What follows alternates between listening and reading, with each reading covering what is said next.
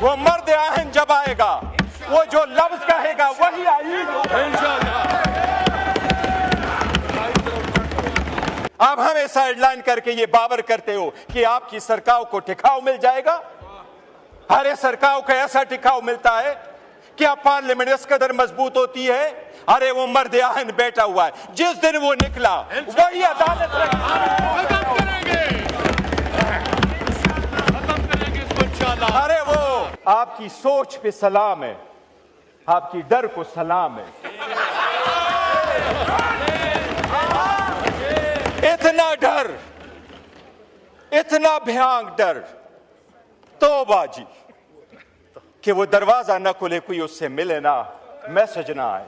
एक nuclear state के सरबरा बाहर मुल्क में बैठ के, बाकू में बैठ के वो अप्रूवल करा रहा है। इस तरमीम को हम बाकू तरमीम कहते हैं। इस बाकी तरमीम को, इस बाकू तरमीम को, इस सुबह बेनूर को हम नहीं मानते, अवाम नहीं मानते। जरदारी तो अपने केसेस पहले मर्तबा में पार्कलेन वाले रेफरेंस में 4 अरब रुपए की करप्शन है। क्या करप्शन में आप पेश होकर के नहीं कह सकते कि मैं बेगुनाह हूं? आप नहीं कह सकते इसमें एविडेंस नहीं है? क्या आप ये सिर्फ ले रहे हैं कानून का सामना कि मेरे पास जो मर्जियों में करूं, मैं कानून से बाला तरूं? No matter how high you may be, the law is above you. हम कोशिश करेंगे, हम इनको कानून के कटोरे में लाएंगे और इंशाल्लाह होके रहेगा। अरे क्या खाम ख्याली में रहते हो? वो मर्द आहन जब आएगा, वो जो लफ्ज कहेगा वही आईन होगा इंशाअल्लाह। अगर आजमा के देखना है, अगर आजमा के देखना है, अगर आजमा के देखना है तो किसी द्वार बाजार में जाके देखो, किसी जुमे पे जाके देखो, किसी फौजी पे जाके देखो। हरे आईन और कानून उसकी मरहूनी मिन्नत है, करो। आपको जो ईवान में तरमीम लाई जा रही है, जनाब स्पीकर, ये तरमीम अगर प्रोसेस हो जाएगी और इस ईवान से ये अप्रूव होकर चली जाएगी, मैं समझता हूं और हम सारे यही समझते हैं कि इसके साथ जमहूरियत बराए नाम रह जाएगी। जनाब स्पीकर, सबसे पहले मैं ये अर्ज कर दूं कि ये जो तरमीम लेके आ रहे हैं, सबसे पहली बात यह है कि लास्ट टाइम जो तरमीम हो रही थी उसमें 26वीं तरमीम का जो एजेंडा था ये रह चुका था, और जिसमें उन्होंने खुद ये एडमिट कर लिया था कि बाकी वो आईन से मुतसादम है। वो एजेंडा दोबारा ये रिकॉर्ड पे ला करके अपने मेजॉरिटी के बलबूते पे ये ख़त्म करना चाह रहे हैं। जनाब स्पीकर, ताकत के बलबूते और जनाब स्पीकर अपने ज़ाती मफादात के लिए जो लोग इमारतें तामीर करते हैं, लोग उनको अपने अवामी और नेशनल मोनूमेंट नहीं समझते। अवाम उनको गुलामी की यादगारें समझते और उनके मिटाने की कोशिश करते हैं। आपका ये पिरामिड बनने से पहले गिरेगा।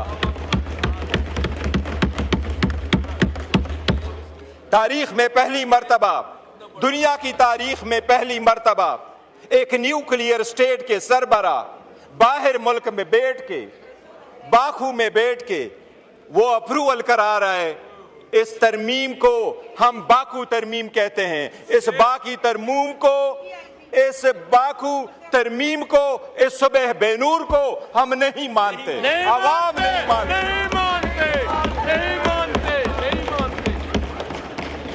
जनाब स्पीकर, मुकद्दस जिम्मेदारी है, ईवान कह रहा है, आईन कह रहा है, उसके इब्तिदाई अल्फाज प्रियम्बल के यही है। इब्तिदा के अल्फाज, आईन के इब्तिदाई अल्फाज यही है कि जब वोट उठाएंगे तो अपनी जिम्मेदारी ईमानदारी के साथ अवाम के लिए और जमहूरियत के लिए इस्तेमाल करेंगे। आज उसके साथ बेईमानी की गई है, उस जिम्मेदारी के साथ। जनाब स्पीकर, सबसे पहली बात तो यह है कि यह हुकूमत जब आई, PDM 2, PDM 1 की हुकूमत जिस वक्त आई, तो अप्रैल में ये हुकूमत आई और मई में सबसे पहले उन्होंने तरामीम कर ली नेशनल अकाउंटेबिलिटी ऑर्डिनेंस में, और 50 करोड़ से कम केसेस को कंसिडर किया कि ये करप्शन के केसेस नहीं होंगे, और अपने सारे केसेस खत्म करा के ये साइड पे हो गए। और अब जाते जाते अपने आप को इम्यूनिटी देने जा रहे हैं कि हम जाएंगे तो इम्यूनिटी जाएंगे, हम कानून से बालातर हैं कि हमारा एहतसाब नहीं होगा। दुनिया में जमहूरी मुमालिक में अवाम के सामने कानून के सामने जवाबदेह होना ही जमहूरियत है। कानून के सामने जवाबदेह होने ही कानून की बालादस्ती है।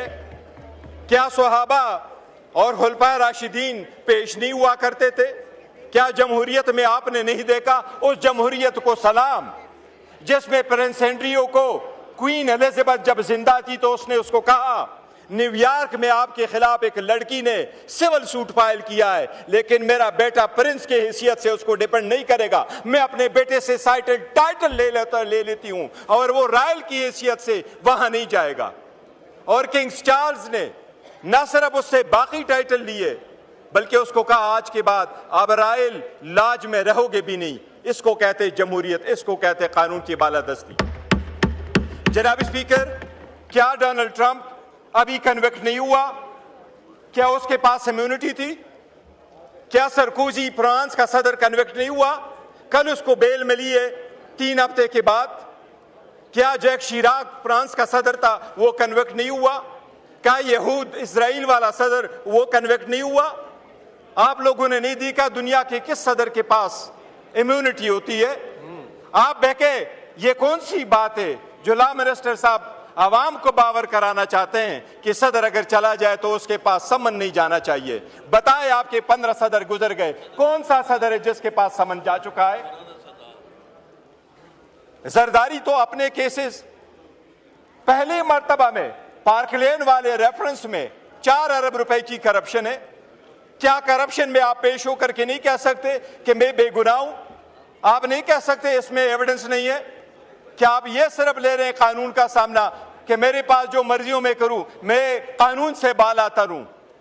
जनाब स्पीकर, एक चीज मैं जरूर याद कराऊं, आपको अदलिया से जरूर एक शिकायत होगी, लेकिन किंग जेम्स के खिलाफ एक मर्तबा 1670 की सुप्रीम कोर्ट ने बाजवा के एक्सटेंशन के केस में बरतानिया के 1670 के केस का फैसला करते हुए तो उसका हवाला देते हुए यह कहा था कि वहां पर चीफ जस्टिस ने अपने किंग को कहा था और 1616 में वो बिल्कुल इम्यून थे।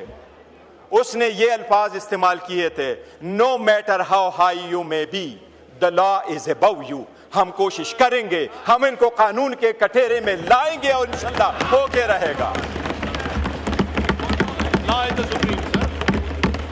अरे क्या खाम ख्याली में रहते हो?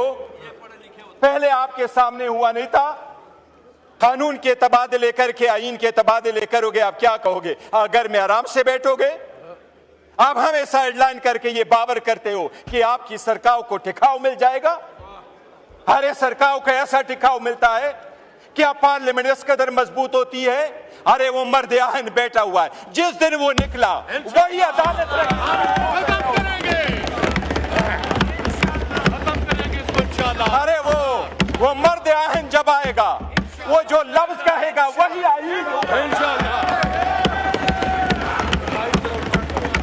अगर आजमा के देखना है, अगर आजमा के देखना है, अगर आजमा के देखना है तो किसी द्वार बाजार में जाके देखो, किसी जुमे पे जाके देखो, किसी फौजी पे जाके देखो। हरे आईन और कानून उसकी मरहूनी मिन्नत है, करो। आपको आपकी सोच पे सलाम है, आपकी डर को सलाम है। इतना डर, इतना भयानक डर, तौबा जी, कि वो दरवाजा ना खुले, कोई उससे मिले ना, मैसेज ना आए। और एक चीज जनाब स्पीकर बताता हूं, हम उस मुल्क के वफा